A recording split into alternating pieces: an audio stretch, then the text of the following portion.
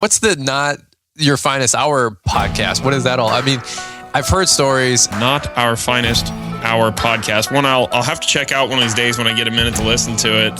I've been told it's not for everyone. I don't know. It's just the general reviews I hear on it, but it has been getting really good reviews. And I've never personally listened to it, but I have heard it's not for everyone. I listened to the Not Our Finest Hour podcast. Just great podcast. I've really enjoyed that. I'm not endorsing anything. From what I said, from what Caleb told me, he said don't endorse anything unless you listen to it first. I do once in a while listen in, and it's a lot of fun. But I do got to be careful. It is not for everyone. Caleb Allman is always dropping notes that it's one of the most value-added shows out there. Of course, through all the Not Our Finest Hour, you guys poking fun at so much different stuff is absolutely killer. I don't feel any oppression tonight. In fact, I feel very free. The Not Our Finest Hour podcast. Thanks for being here. Fucking bring that shit. This is the beginning of the podcast. Chad's not feeling well. His contributions might be minimal. Mike, step up your game. The slack. Pick up your fucking game, Mike. This is your time. You wait for the big dog to go down, and then you take his fucking spot. That's the rule of the jungle. I tend to fold under pressure. Really? I'm just kidding. Are you just kidding? Or are you just speaking a truth, pretending it's funny? I'm just trying to think the last time I felt pressure and if I did fold or not. I did fold. Do you guys ever get, like, whenever you guys start a big project or whatever, your workers tend to over-exaggerate things? Like, this is going to take weeks to do the base. I don't know how we're ever going to get it done. You're just like, relax. It's going to be fine. Like, because they're not in control, they're allowed to just run wild with everything. Yeah. I have one foreman who is a discoverer of non-existent problems before a job starts. Yeah. And I know he's doing it for a couple reasons. He's doing it because he's probably a little bit nervous about a new job starting and not sure what's going to happen and where he's anyways. But once he's been there for a day, he's amazing. But the first day is usually challenging. Yeah, a lot of phone calls. Yeah, a lot of phone calls. We got to think of this. We got to take care of this. We're out of this. Oh my God, when are we going to get more of this? Like, I got a call that at the end of the season we were tying trees. We have no more tree rope. It's the end of the world. Like, it's an hour's drive to get tree rope. What's the big deal? We're up in Ottawa doing other shit anyway. I'll just bring some tree rope home. But it was like the world was ending because it was minus degrees and we were tying trees. It's basically the end of the civilization when you're tying trees and you run out of rope. Yeah. Like if you go through the history books, that's basically what brought down the Roman Empire. Some people were tying trees and it got cold. And basically they were like, we got to fold our tent here. That's why they switched from tree rope to wire and hose. And then back again in my career. We started off T-bars and wires, and I liked T-bars and wires and hose because it was all reusable. And when it was rainy back in the day, I had it calculated. I know everyone thinks I'm not by the numbers, but I had calculated out how much money we made going out and pulling T-bars. So whenever it was a rainy day, I had a list in the office of all the jobs we'd planted the year before, because we had like a 1 year, and then we would go and pull out all the T-bars, and we could pull out 300 or 400 T-bars a day easily. That's and they were $7 each. So it worked out to good math to be out pulling T-bars and saving them. And we had when I left Ridge Lake, we had T-bars we had been using since day one. Nice. And it was, I don't know, like 15 years later, 20 years. I don't remember. It was a long time. Started in 99. I left in 17. Those are old T-bars. They're probably the nice thick T-bars too. They were, yeah. Without the little bumps on the outside. Yeah. They were Oh, the little bump ones, that's when T-barring started to get shit because the little bumpy ones would snap because they're made out of super cheap steel. Yeah. We used to reuse the hose. We had a hose that we'd used 4 or 5 times. Oh yeah, we did that. Then you go around to the trees with a pail of hose and with the wire still attached to them, and try and find one that would fit. I'm like, is this productive? Oh, we used to chuck the wire. We didn't chuck the wire. We kept the wire. Wow, yeah, we used to chuck the wire. We weren't that. Not my company, but the old company that I worked for. We'd keep the wire. We also did you spend a lot of time burlapping trees? Oh yeah, we burlap trees this year. Oh, I haven't since I started natural design. I think we burlap trees one time. It used to be part of every contract. Oh, not me for some reason. Maybe it is, and we just never did it. It used to be part of every contract to burlap the trees, and then this year we had some trees that were against a fence by a parking lot. So I thought we should wrap them because I felt like more than likely snow was going to get pushed there. And then we had some trees on the north facing wall at the Canoe Museum and some trees out in the open in the parking lot. So I said we should wrap those. I don't know. We wrapped like maybe 25, 30 trees. It took a day. Yeah. We've done well. Felt like it was a good investment. If it saves one tree, it was a worthwhile investment. Yeah. We have done burlap walls before where you don't wrap the trees, but you just put up a screen of burlap. Yep. And they thought, nah, you know what? This is good enough. So fine. We'll do the burlap screen. The screen of burlap. Yeah.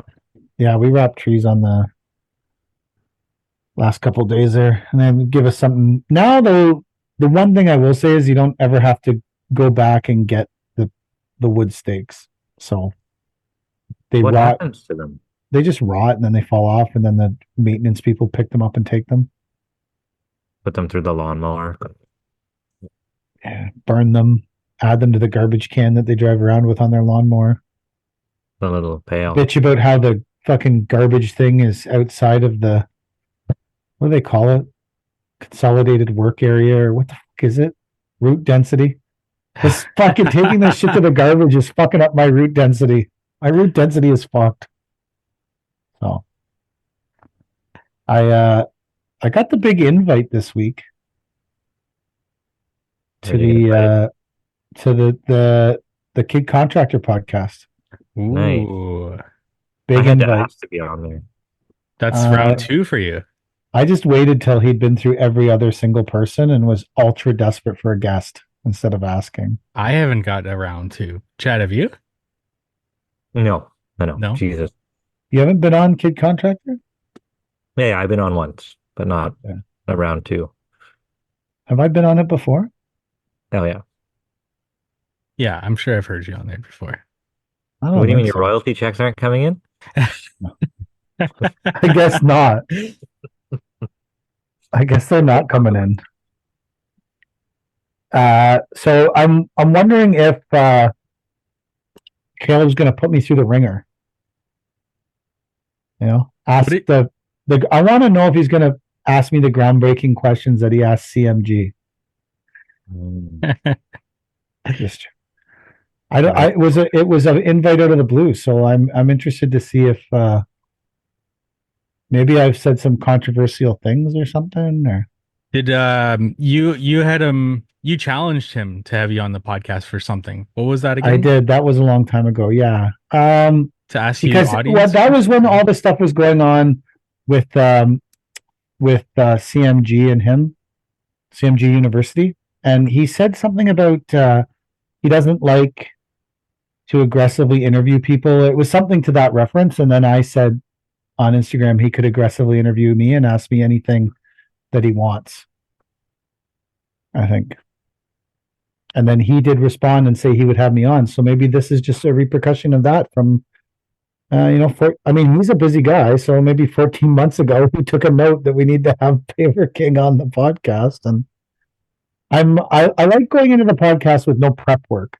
I don't know what I don't want to know what people are going to ask me or what is going to happen. Well, that's just like this podcast. We go in with no prep work. Very similar. Yeah. Except on this podcast, I don't feel like you guys have a line of tough questions for me to answer every day. No, So you're right. I don't, you know, maybe he wants to know about Congress, because it's after Congress. So maybe he wants to do a Congress review. I don't think Americans concern themselves with little things going on in Canada. Well, Congress is the second biggest trade show in North America for landscaping. So, Is it really? yeah. I don't know Wow. if it's little, but It's little. it's the second biggest one in North America. So anything other than where you went at H&A is actually smaller. So Yeah, but it's not big. I would probably rather go to a Block Techo showcase than Congress to spend the day, I think. yeah, Yeah, I would make that statement. Yeah. you That made doesn't it mean already. I'm not going to You go, could take but it back. no, but I'm not going to take it back. How much is Block Techo paying you? $0. Well, we'll see what my rebate check comes in at, but we all get those. So. I He don't. doesn't. Oh no, they didn't make your first tier. Do you get a rebate check, Mike? Yeah. I don't. That's fine. I don't buy enough of that kind of It's really product. not that much. No. I don't buy enough of that kind of product. Well, but no matter what they give you, it's worthwhile. It's not a check though. It's a voucher for their product, right? No, You get a check? you don't get a check. Yeah, we get vouchers. We don't get checks. You I get a get nothing. check. They mail me a check. Wow. This is some kind of program they got. I get nothing. Yeah. Mike gets a voucher. Chad gets a check. This is, I don't know. This is a wild ass program. Yeah. It's a- And we're all in Ontario. It's not like we're in different Yeah, countries or states. I get nothing. but Mike gets a voucher. Chad brings home a check. they might as well just. I would rather take double the money in vouchers than half the money in check, because I'm just gonna buy it again anyway. Yeah. I think. I'll just buy it and keep getting nothing. Are you a Techo Pro, Chad? I think that I was at one time. Do you have to renew it, or do you? No, I don't think so. But yeah, that's maybe why. Maybe Okay. Techo Pros get. You're not a pro. No, Why? Why aren't you a pro? I just never gone through the process of like doing the whatever you had to do to get it. I didn't do anything. They just made me one because I was Really? on that like Techo like street team thing for Oh, a okay. year, So whatever you it did was. them. Did So they something just for said, them. "Oh, we're gonna just do it for you." So they Yeah, did yeah. all for work or whatever. And yeah, I don't know. Maybe that's why I get a check and you get a voucher. I've Maybe never you met buy. my reps. Maybe you buy more than me and Mike, What's that? or maybe Chad buys more than us. That's true. No, I think I hit 120 this year, maybe. Which I don't know. We were always hovered around, or for the last 5 years, around 100 grand, 100, 120, maybe 140. That's pushing it. We don't just do brick, right? Like we do a bunch of other shit. So I didn't do that much with Techo. no, they're all I use. So well, all I try and use. But We bought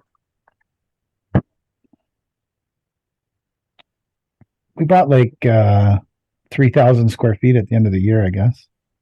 3,500 square feet for that job at the end of the year. sometimes we pre-buy. Oh, I missed that order this year. We'll buy like 20 pallets of blue shale gray or something like that. Sit on it at a discount and then use it the next year. That's worked out for us. It just always happens that we end up selling it or we push it enough to sell it. So, I don't know. What else do you pre-buy? Poly sand, Poly sand, glue. edge restraint. No, we buy concrete. Okay. And so pallets of concrete, I guess. We're gonna get a dedicated C can with 3 separate doors. to put 2 different colors of sand and a pallet of concrete in. So we'll You need 3 separate doors for that? no, but if it saves you from having to walk like to the back of the can, like do you know what I'm talking about? Those sea cans with like that's Yeah, we had 2 of them at Lake Ridge oh yeah. that had Like 3 roll-up doors. yeah. So one of those like every time you finish a pallet, you can take it right out instead of shuffling everything in the can, Yes. so I think we'll do that. And we have one more building to renovate at the yard, and it's got 3 bays, which is where we keep the sand now. Like 3 full drive-in garage doors, like a skid steer will fit in there to put a pallet down. Gonna renovate that and make it our sort of like our tool shop. So we're not always going in that nice big back shop and opening the doors and letting all the heat out and shit. So we'll do that this year. I want to put one of those those like domes that go over the sea cans. Yeah, Like you yeah. have 2 sea cans and then like the hoop. Mm. The hoop, I want to do a big one of those this year. You could keep your screen soil in it. Yeah, I could, I suppose. That would extend my working season. Well, would it keep your soil from getting wet and mushy and crappy too? If you had some downtime and you screened a fuck ton of it, Yeah. you could put it in there and then it would save it. I wonder, like, the soil guys, they always have so much soil. Like, where does it all come from? They don't dig that much that they're just making endless supplies of soil. What do you mean? Like, they seem to always have soil. Because Well, it's I their buy, I don't business. If know. they don't have any soil, then they go to business. Yeah, but where does it come from? Around here, I can tell you exactly where it comes from. Well, wherever. I mean, Well, like, from do they not around, run I out of don't, soil? well, we have established there is a tremendously large difference to being in the GTA and being in Cornwall. So So where does the soil from Toronto come from? around here, when they strip a neighborhood, they always end up with way more soil than like topsoil than they need to reinstate the neighborhood after the houses are built. So they truck it off site and then they try to find the closest place. And then they find places like landscape supply yards and they say, hey, can you dump here? And then landscape supply yards say, yeah, for $100 a load or $200 a load or whatever it is, you can dump your soil here. So they make it both ways. And then they, Dumping it and screening it and hauling well, I it. guess if you're smart, you would. I don't know that that's guaranteed for every landscape. If I owned a I landscape let supply them yard, dump it for free. The well, soil. maybe out where you are, soil is less of a, like Easier to dispose more of. people want it, right? Where we are, it's so developed. You take in soil. I just looked at a job and the guy had budgeted like $160 for dump fee and trucking. And I was like, fuck you, that's not happening, bro. Because where the soil pile was, I don't know where you're getting for $100 and return, right? It's one thing if you said you have to go for an hour and come back for an hour, but $100, by the time you load a truck and unload a truck, you're out probably 15 or 20 minutes, depending on how many trucks are on and what they're loading with. And then that leaves you 40 minutes, 20 minutes of driving there and 20 minutes of driving back. Well, like in Durham region, 20 minutes, you could fucking spend that on Taunton and fucking traffic lights. So it's, having a close place, you can charge more, but maybe in Cornwall, there's many places that will take the soil, which devalues the whole dump fee thing. Yeah, there's a lot of places. I'll take clean soil at no charge. Gonna just, I mean, think about it. If you get a little 5-ton truck, 5 tons of soil, it takes me literally a minute and a half to screen it, and I've just made $100. Right? Like that's $100 free dollars. Yeah, but what if you could charge $100 to dump it plus get the $100? I mean, I'd be even that much further ahead, right? Mm-hmm. I don't know if I could. And Well, probably not around you because there's a lot of areas to dump soil, right? yeah, But I get if you went to Ottawa, maybe it would be different. maybe. I'm not sure. What does a yard of topsoil cost in Toronto? I don't. My pricing is obscured because I buy a lot of it, so I don't know. Probably like $15. Yeah, ours is 18. We'll get 18 delivered. $18 delivered a yard. I have a price sheet. You want me to look it up? Sure, we have time. Oh, we have time. Well, you're sick and you're leaving early, so is there time for this, or do we have Just other trying to things burn on? time. What? I'm trying Other to burn things. time here. There are other things on the plate. Okay, so if you're now, we're looking up to buy 8 yards or less because they charge. If you buy more than 8 yards, they charge less. But screen soil 8 yards or less is $25 a yard Delivered or plus delivery? plus delivery. Plus delivery. Yeah. So 19 to 20 screen soil is $16 a yard. Or sorry, 9 to 20 yards. Screen soil is $16 a yard. Hmm. Yeah, I could work with those numbers. That's without delivery, though. Yeah. It would depend where your delivery was, Yeah. but yeah, that why you. But I guess still to your point, if you can get the material for free, even if you're not paying for it, you're still way up. Yeah. There are places where people pay for the soil to come to their places if they sell soil. Like Yeah. if you go to Prince Edward County where there's no soil and it's all fucking rocks or whatever, then people pay to have the soil brought into the screening plants. Like if you can sell it. Wait, Even like, sorry, go ahead. I priced a job in Brockville and I was looking for soil, and apparently there's not a lot of soil in Brockville No, because they wanted $45 a yard yes. for soil. I told them it was way cheaper if I trucked it in myself. So we didn't get the job anyway, so it doesn't matter. But Mm.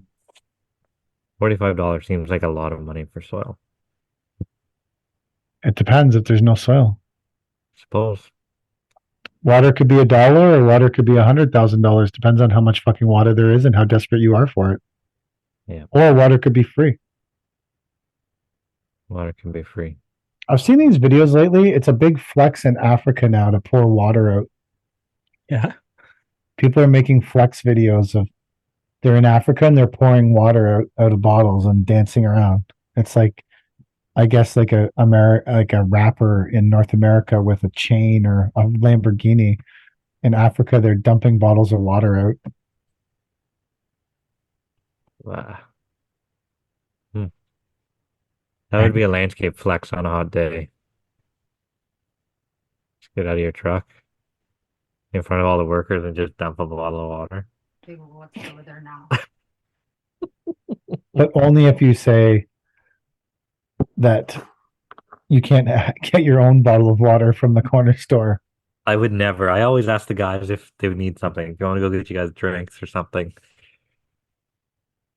One time we were doing a topsoil job and uh Josh was like exhausted, thirsty. It's like 3 o'clock in the afternoon. Josh was like, "Oh, I could really use some water." I said, "I have no water, but I have a golden monster in the truck. Do you want it?" And he goes, "Okay." And I gave it to him. He's like, "This is like the nectar of the gods on a hot day." What does a golden monster taste like? In America they taste different than Canada. Really? In America they taste like Rockets candy. Really? Yeah, in Canada it tastes a little different. What does it taste like? I don't know. Hard to describe. Like, how would you describe the taste of a Pepsi? Mm. You Well, know? Pepsi tastes like any cola. Yeah, but what Now differentiates describe the taste of like, cola. Now you've got a fucking. okay, that's what I Now mean. you've got a big fucking problem. Yeah. Yeah, same sort of idea, right? But Get some RC cola. Boom. Royal Crown. I find this week between Christmas and New Year's depressing. I hate it. I hate it. I can't call anybody to ask a question. Work completely grinds to a halt. Except I have to do, or I had to do my year-end shopping Mm. so that I could get all my write-offs in for the end of the year. So we went to Princess Auto yesterday. Got a whole bunch of stuff. How many tape measures did you buy? None. I don't like those Chinese tape measures. Not that the DeWalt ones from Home Depot don't come from China. I'm sure they do too. But um, we bought a lot of toe straps, a lot of ratchet straps and chains and binders and lubricants and Lubricants. Nice. lubricant. White lightning. What is it? Is that what it is? Grease? Yeah, I think it's white lightning. Because you have to grease the ramps or else they won't slide back and forth Mm. on the float trailer. We'll have a whole new set of problems this year with a bin truck. We'll have to find new solutions for all the little things that stick and hmm. Well, you'd hope there wouldn't be that many problems. No, but they're always, you said it yourself. It's a new truck. It's not like it's not going to spend any time in the shop. So, Something will happen to it because it's a truck, and yeah, something happens to all trucks. yeah. I It's have to just do the way it something. goes. Yeah. Like I don't have a def cube or anything. I guess I got to get one of those. Eh? How much def do those things go through? I don't know. I don't. My truck doesn't have DEF. Like I've never driven a truck regularly that has DEF, like a big truck. Well, your international would, no? But I don't drive it, so I don't know. Hmm. Like I've never driven it long enough to where I had to put DEF in it. I know Oh, Christie's takes 6 DEF jugs to fill it. my 20-ton shovel takes 3 to fill it. And you'll get probably 100 hours, 100 or 200 hours on a tank of def. But So I don't know how much they use, like a jug a day, maybe. seems like a Depends lot. how much you drive it. Yeah, I suppose. Like, what are you doing? Like, like if the truck's gonna run every day, all day, heavy and hard, then you're probably gonna burn a lot more DEF. But Yeah. if you're gonna drive to a job site and put a bin down and then sit there and then drive to another job site, put a bin down and sit there. I don't think Cody goes through that much DEF. Maybe she does. We just buy skids of it. So Yeah, maybe that's the answer. I think it's I all the when carbs, though. I liked the DEF cube, but we don't have a heated place for it. And if it's not kept in an absolute heated place, the nozzle all freezes up and then it explodes. And then the nozzle was like $1,000 or some shit in the pump. So it wasn't worth it. So we just, and then anyone who's gotten a 50-gallon barrel of DEF, I know if it's not completely sealed, it evaporates at an insane rate. Really? Yeah. Hmm. So you can evaporate a whole 50-gallon barrel of it really quickly if the pump that you put in it isn't sealed properly. Oh, So in the end, as much as it creates a unfathomable amount of garbage, the skid of DEF food was just a better deal. yeah, maybe we'll get a skid. And a skid. My partner buys skids of water for his workers. They always have Seems like water. a nicer guy than you with your one golden monster. That's all I had. It's not, I told you, I go and buy them drinks from the cold drinks from the corner store. I'm not opposed to buying them skids of water, but I'm already struggling with hundreds upon hundreds of fucking empty water bottles all over the floors of the trucks and all over the floor at the yard, and I don't know. You should institute a clean out your truck nightly rule. Yeah, that's a great idea. The trucks look like someone took a shit in them. Like it's ridiculous. So I don't allow anything personal in the trucks overnight ever. That's a good. Running that rule, not this year, the year in August, the year before, I think. And so everyone takes all their shit home every night. Don't Yeah. leave your shit in the trucks because it leads to chaos. If you need, like, say someone's always been in one truck and then one day you tell them they got to go in the other truck, but their hard hat and their vest and all their bullshit. I was in that truck yesterday and blah, blah. I'm like, listen, just bring your shit with you every day. Yeah. That way, wherever we need you to go, you can just fucking go.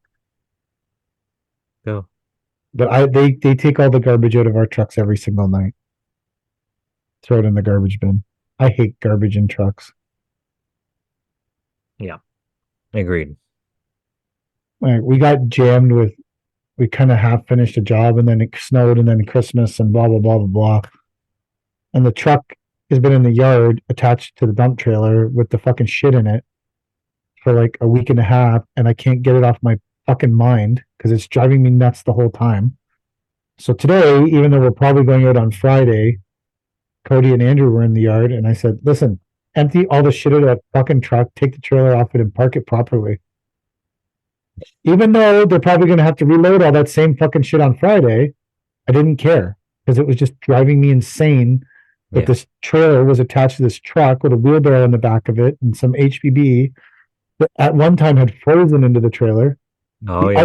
We also had a 10-yard bin that went out in maybe the first week of December. And for some reason, and I don't remember how the whole scenario broke down, but Cody couldn't empty it the day she picked it up. She put it down in the yard full and then it froze overnight.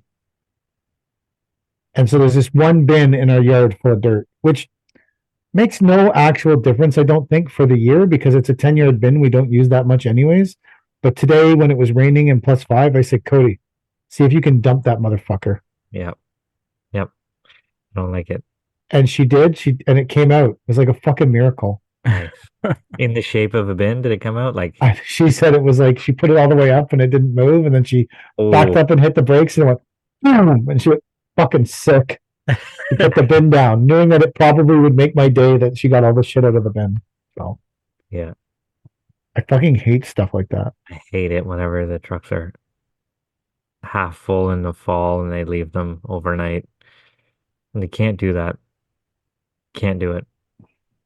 She had used her bin, which is supposed to be for snow. She had a delivery of asphalt regrind that she did with it. And some of that froze. And then she did some 3/4 afterwards and it froze and it's been stuck in the bin for like 3 weeks. She went and did snow and it was still stuck in the fucking bin when I looked in the bin after the first day she took it for snow. It's like, this is really irritating me to no end. This fucking. So today I said to her, hey, make sure all that shit is out of that fucking bin. So she did. Because I hate stuff stuck in the trucks. Yeah. You got some snow removal in before the snow all melted? We got 1 night of snow removal in. 1 day, night / night. So that was good. Bolstered. I forgot how much people call me when it snows and how much calling I have to do, which like, oh, I feel like a useful person instead of a bum who's spending most of my time trying to make social media videos and rename Tim Hortons wraps. I think in Quebec it's not called a farmer's wrap. I think it's called a worker's wrap. Really? Yeah. I had this conversation with my wife or something. We were coming back from somewhere in Quebec and it's not called a farmer. I don't know. Maybe I can look it up. It doesn't seem like something a farmer would eat to me. Um,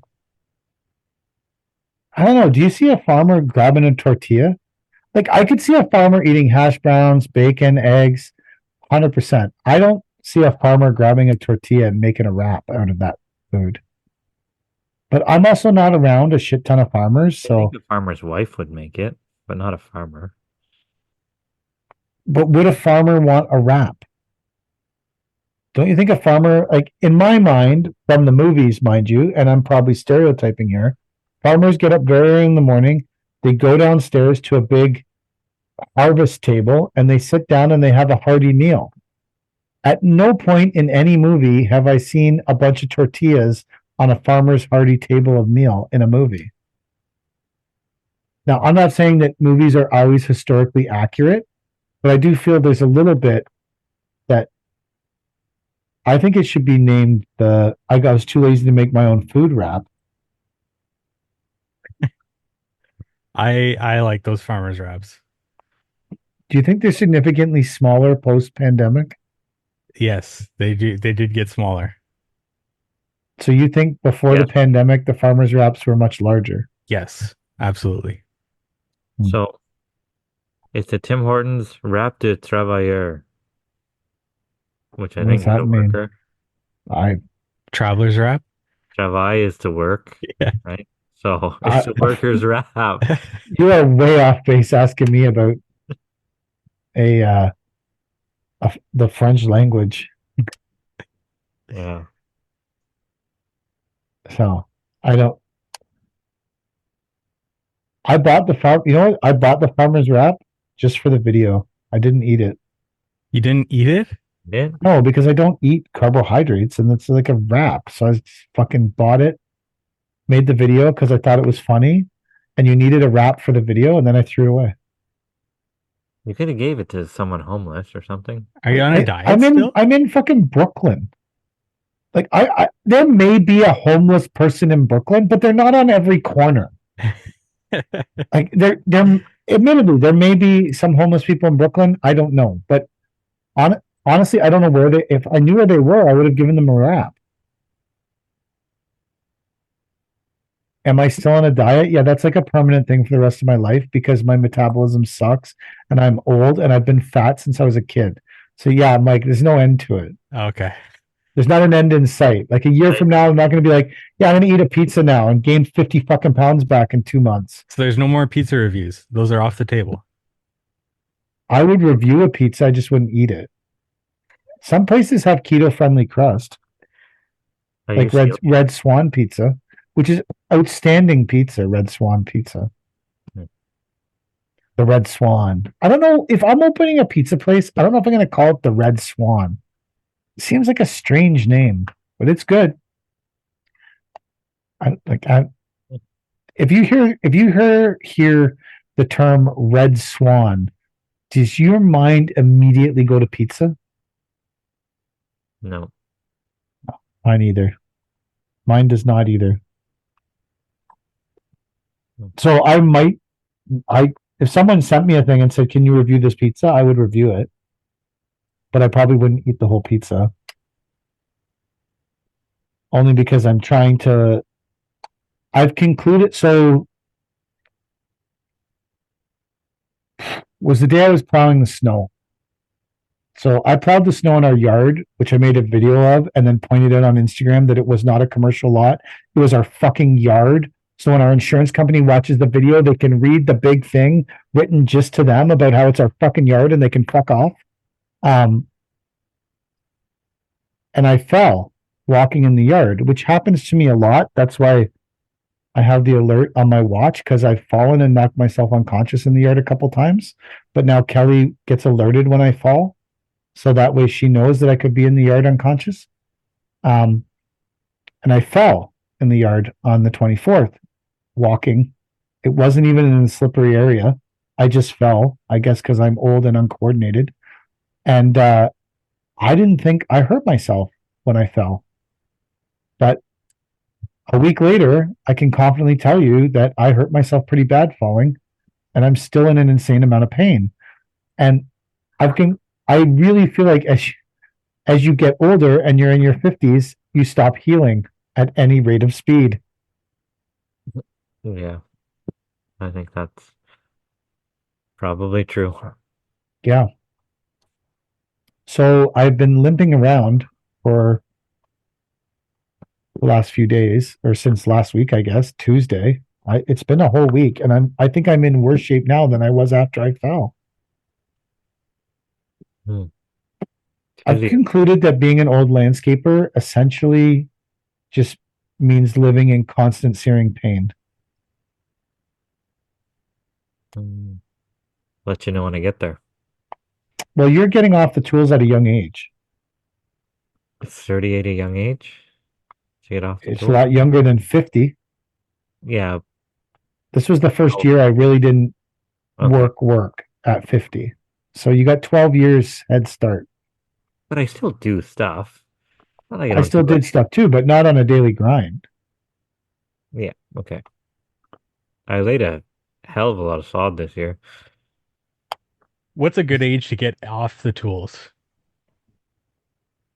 Uh, 38. 38?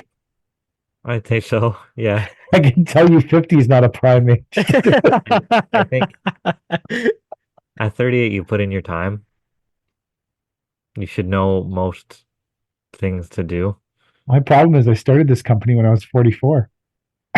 Yeah. Oh, Well, like Gary Vee says it doesn't matter how old you are, there's always an opportunity or some shit like that. it was right.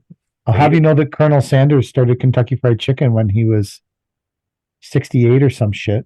And then he sold it for 2 million, and then that company immediately flipped it for 145 million. Really? Yeah. Is that what happened? That's Yeah. awesome. But what does he care? Like like how much money do you need whenever you're 70? I'm Maybe he sure he was wanted to close to death. leave a legacy on his. You could be 70 and not be close to death, for the I record. know, but if you're eating fried chicken your whole Every life, day. Yeah. probably pretty close.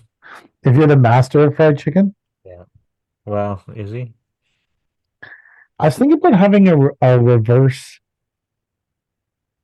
um, New Year's, what do they call it?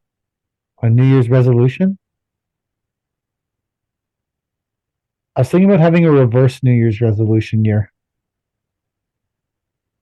So I like starting smoking again. My resolution is to start smoking on January 1st again. Like cigars? No, like cigarettes. I used to smoke 3 packs a day. Jeez. Yeah, smoking 3 packs a day and inhaling dust because there was no masks. I can confidently tell you in the late 80s that masks were not a thing when you were cutting. Or in the early 90s, whenever like so I would say that between the 3 packs a day and the stone dust, I'm sometimes when I'm short of breath, I don't wonder why.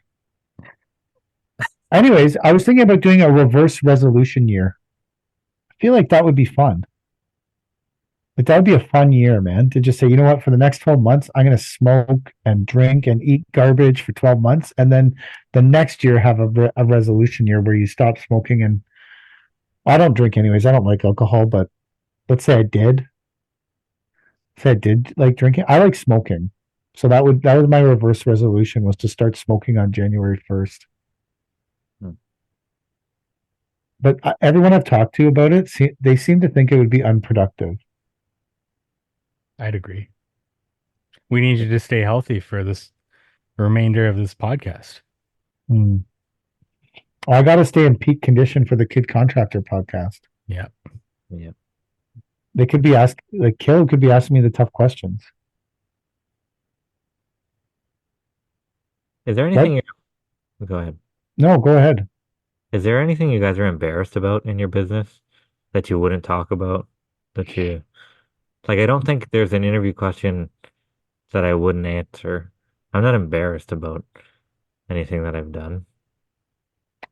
Uh, I don't think I display myself as an expert in anything, so I would agree with you.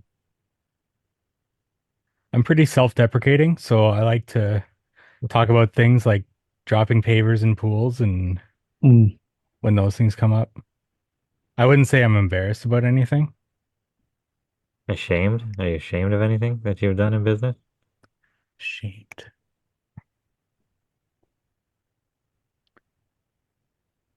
I don't know. There's probably some clients that I could have handled better. I There's don't say I would definitely ashamed, clients I but could have. yeah, I wouldn't say I'm ashamed. I would say like I dropped the ball a few times for sure. Yeah, but you're human, right? Like, Yeah, and I'm you just have to be searching for something that I 110%. can be ashamed of, but I guess I'm not a I think the worst thing that I did I'm someone could call me out on it and say that I did something worse, but the worst thing that happened to me was I got sucked into the whole debacle with Scape site or Sitescape, because there's no fucking company to sue me now. So what, like I got sucked into that debacle and I got in way too deep, and I knew I was in too deep, but I did it anyways. And but I mean, everyone knows that. So I don't know what you could. I think all of us have done something at some time that we weren't proud of for whatever reason. There's a million reasons why you make a decision. Yeah. Yeah. And in that moment, maybe it seemed really right, but I don't think I've ever intentionally like super fucked someone over. I had this conversation today about just because something doesn't meet my moral standard doesn't make it unethical. Yeah, I can see that. Right? There's companies. I was talking to my friend Rob, and I said, there's companies that operate in our area that operate with a different moral center than I do. But that doesn't make it unethical. What they're doing, you could argue, is still ethical. It's just the way they operate. Like offering someone else's employees a better deal to come work for you isn't unethical. No, Morally, it's not something I would do, but it's not an unethical business practice. There's people whose whole business is headhunting. What do you think they're doing?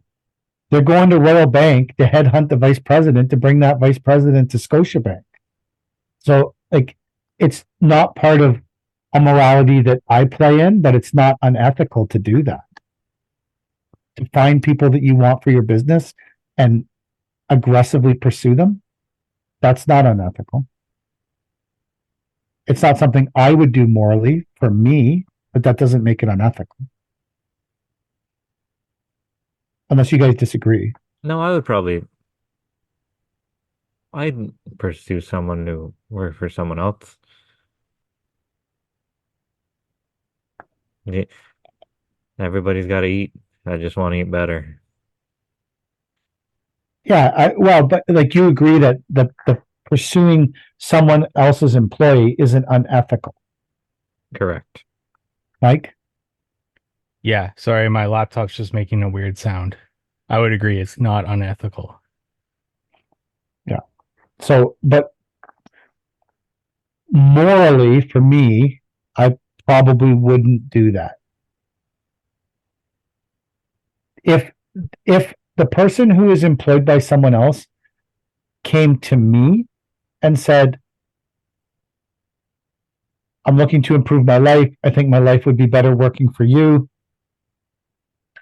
And I have that currently.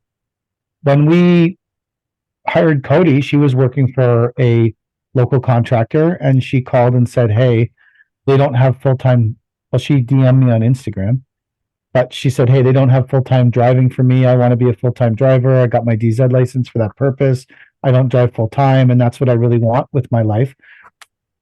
We hired her. And on the flip side, one of our guys went back the other way 7 months later and still works there and is doing really well for himself.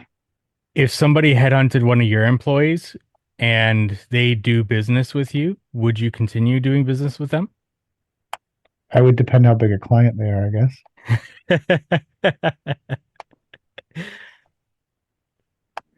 I had a local, we probably talked about this on the podcast a long time ago when the guy approached Darian at the fucking gas station and asked him to come drive his truck. And it was a guy that everyone knows from a local business.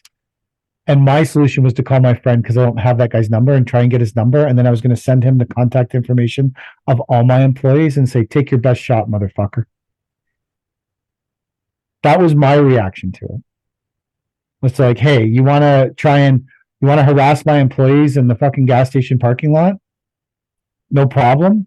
here's all their fucking numbers. Take your best fucking shot, motherfucker.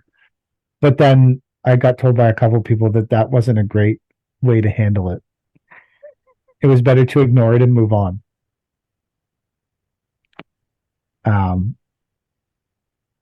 I don't know. I don't like, do you place ownership over the people that are working on your team? I don't. If No. well, I'm saying like, if say your partner, right, Chad? Yeah. If one of your guys came to you and said, I want to go work there because I believe my life will be better because he has skids of water, and you don't, would you stop him from doing that? No. Or would you just say fault the guy for wanting a better life? You can't. Yeah. You can't. Would that be your first reaction to it though? Or would you come to that conclusion after being pissed off and It did, like, you can be pissed off in a moment because maybe you have a giant workload and now they're leaving you holding the bag. Like, then you'll be pissed off, right? But eventually you'll come around and be If it like, was December 1st, you would be like, fuck off. yeah, like if you're coming at me like, It's September 3rd, I'll be pissed off. yeah, yeah. It depends at the time of the year. You can't fault the guy. You can maybe have that talk with him, right? Be like, hey, can you make it through this season here? And then we'll gladly let you go work for that company next year. Like, just don't muddy the water by leaving right now. we'll bring in water skids for you? Yeah. Well, I always ask the guys, what do you need? What will make your life better here? You know? And They say a sea can with 3 sliding doors, so we don't get confused of what's polysand is what. but that's for me.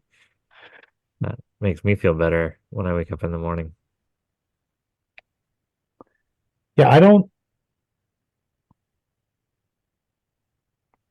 think there's a big problem with someone saying,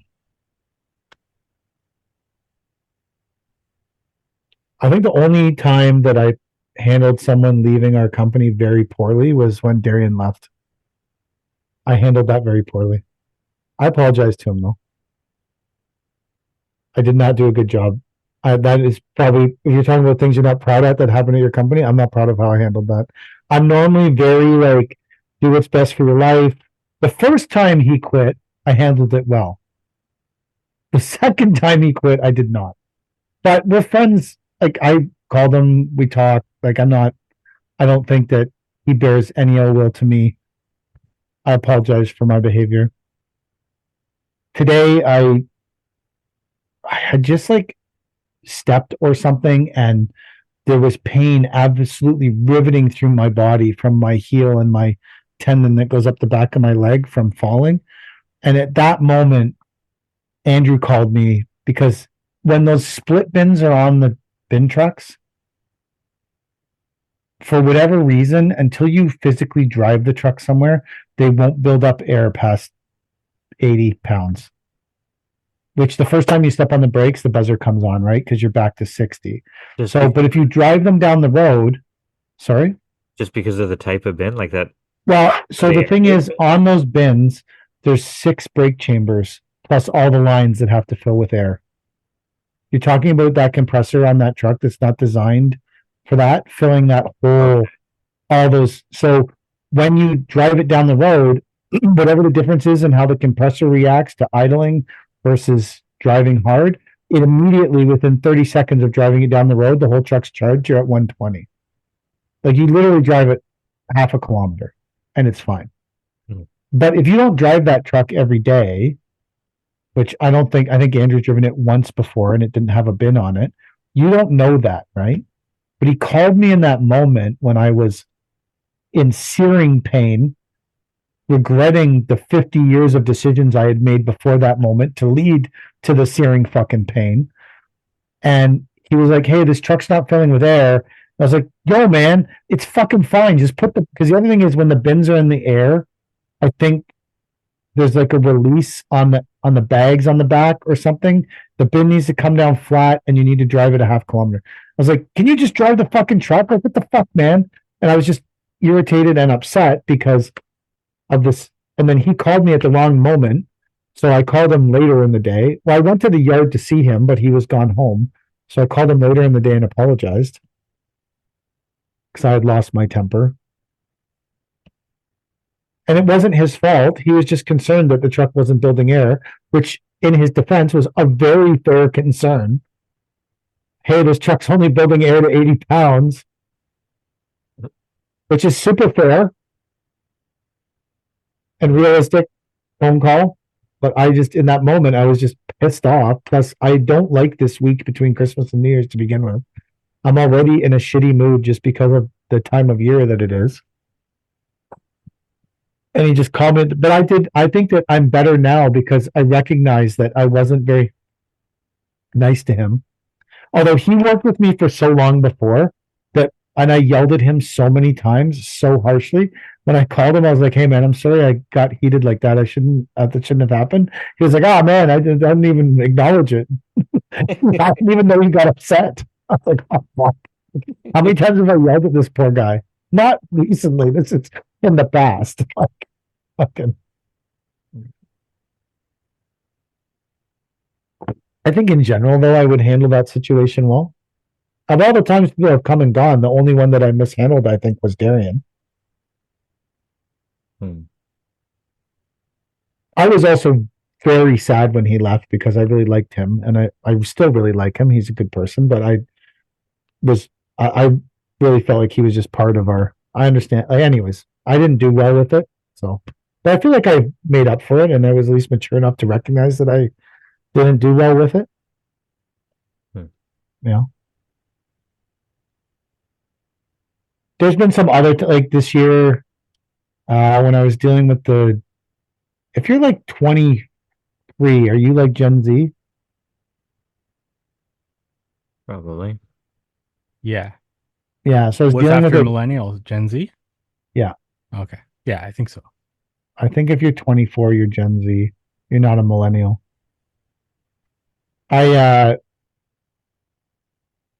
This year, like we talked about it. I had a run in with a Gen Z project manager at one of our big clients, and at the time, I was super irritated with him. But as time wore on, and I look back on it, I was like, I think I played a pretty big. Because I mean, we continued to deal with him on a regular basis, and I've altered because we have a couple,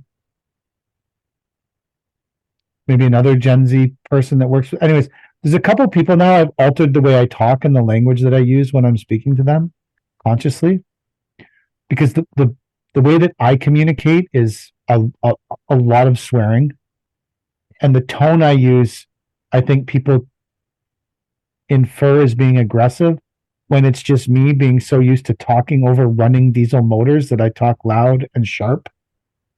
So now if I'm dealing with that age of people, I try to do it in a different way, because they don't need to adjust to me. They're younger. And there's going to be more and more of them and less of me. So realistically, they're going to take over the world. So I should probably figure out how to function in their world until I don't need to do this anymore. How do you alter your language? Can you give an example? I just use I try to use softer words. You don't swear at them or something? I don't. So another thing that happened was with that same project manager, who I actually like a lot now. I liked him before the thing happened too, but he's organized and efficient. And so we did a project where there was some extras, and it's when I was away. So I didn't understand exactly everything that was written on the tickets, and then Kelly didn't understand a couple things, and the invoice went out, and I was busy the week we came back, and I didn't go over it with a lot of times when there's extras on an invoice, I'll go over it to make sure they're accurate, and I didn't, and we legitimately overcharged them quite a bit. And when it all came out, like that's on me, 100%. I am the. I mean, Kelly owns 50% of the company, but I'm the face of the company. I'm the one that deals with the clients in that regard. It's 100% my responsibility that invoice went out and it wasn't 100% accurate. So I called him to apologize because it was my fault. I wanted to make it clear to him that I don't hold people hostage when they ask for extras, and I charge fair rates for extras, and I don't juice bills because that's just not who I am as a person, and it's not who we are as a company. And you would have definitely got that impression from that bill that we sent out that should never have left the office. But when I was talking to him at first, I was, being very conscious of saying, the tone and the language I was using. But by the end of the conversation, because we were talking for 10 or 15 minutes, I kind of got off balance with myself. And you could tell when I started swearing and using a different tone, and I wasn't angry at him at all. You could tell it made him uncomfortable by his tone. So I quickly brought it back down. Because I don't want to be part of that. Sorry, I don't want to be a part of the generation with no swearing and you're going to be. I know that, but I don't want to be. It's I don't interesting wanna- because they've grown I up don't with want to like be either. they've I grown was- up with people to look at that are swearing more and more online and everything like that, like the Gary V's, that all these different people that are. But I'm not saying it's just the swearing. I think a lot of it has to do with the tone. I like that crudeness. I think too, like in general, I'm not a beat around the bush person. If like, so I don't know. It's a different generation of people that I struggle to communicate with. So I'm working on it because already these people are project managers on jobs that I'm doing. So I'm going to encounter them more and more as they grow to be a bigger part of the workforce. Because contrary to popular opinion, they're not all in their mom's basement playing fucking video games. Some of them are out working, doing jobs. So I trying to figure out a better level of communication. I think I'm doing better with it, but I don't know. It's one of those things. I'm sure I slide off the path a lot. It's easy for me to slide off the path into anger and screaming. Just try not to do that. So I don't know. Yeah, there's two things I wasn't proud of last year. Both situations I was not proud of how I handled those situations. I was, I guess, happy in the aftermath that I was mature enough to call and apologize and handle it better than I probably would have in the past. But